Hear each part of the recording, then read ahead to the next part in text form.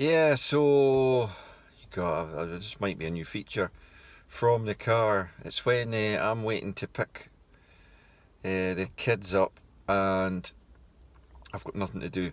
So I was watching a lot about, Mike Malaska, and he's a clever guy, very obviously long career in golf, and obviously he knows, and he talks about impact being the key to golf. And if you know what impact is, he maintains you can swing in any shape and form and hit impact. Now, if you watched all the videos on my swing and you realise what handicap I play off and the scores I shoot, clearly I'm pretty good at finding impact. Some people call it hand and eye coordination. It's got loads of different names, but basically the club face is square to the ball and target impact. And obviously, the swing changes that we are trying to do is really because the more compensations you have to make, the less efficient your golf swing is. So just, emphasize on that. The more compensations you have to make, the less efficient your golf swing is. Also, under severe pressure, and I know this from being in match play competitions and international stuff, that under the gun you can, not all the time, but like it goes back to the more compensations that you have to make to find impact, the more that can under the gun go wrong, right?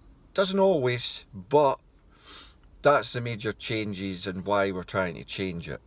Not necessarily because the swing's over the top and it looks horrendous and da da da da da da da da da. Because if it was just based on results and hitting the ball straight and scoring well, then, well, there wouldn't be any need really to do anything about it. Like Mike Malaska stresses, you can actually have a fantastic swing, but if you don't know where impact is, then it never matches up. You're always wide open or way off, and just things never click. So golf's always been like that. A kind of puzzle that you're forever putting pieces to. You're never completing the puzzle. Because no golfer has ever dominated. Jack Nicklaus came close, Tiger Woods came close, but did they actually win every single event they ever teed the ball up in? No. Because even a golfer who's got a fantastic swing has what we all term an off day. Okie dokie, but they have very, very few off days.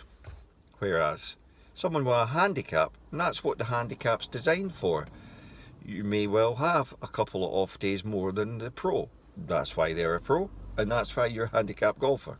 It goes back to setting your expectations and your goals at a level that you're comfortable with and relaxed with, because if you have a card in your hand, some people get really stressed over it and that just ruins their game. They can score without a card, put a card in their hand, put them off the back tees, and their head's just not, they're away before they've even hit a ball.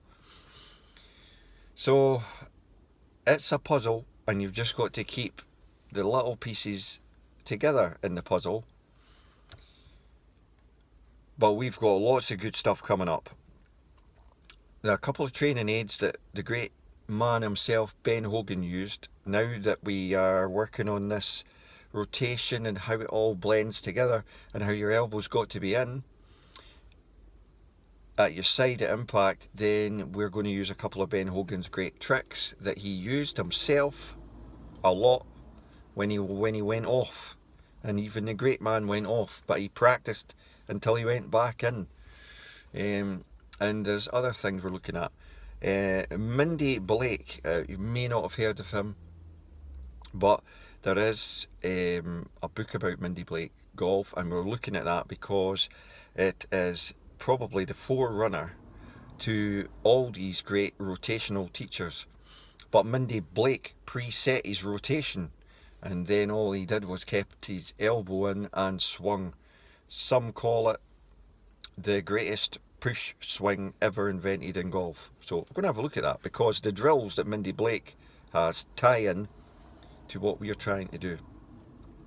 Once again, thanks for watching. Honestly, the support and that from you guys is brilliant. Everything on this channel is helping charities: Macmillan Cancer, Help the Heroes and Shelter UK. I cannot stress this enough. If we reach 1,000 subscribers, all this ad revenue, the Google ad revenue that all YouTubers dream about, we are giving away to these charities. It's not going anywhere near myself. Charity raising. All that money could be going to those charities. Help the Heroes, Shelter UK for the homeless. Help the Heroes is for obviously the army veterans, and anyone with cancer, Macmillan Cancer, helping them, and the nurses.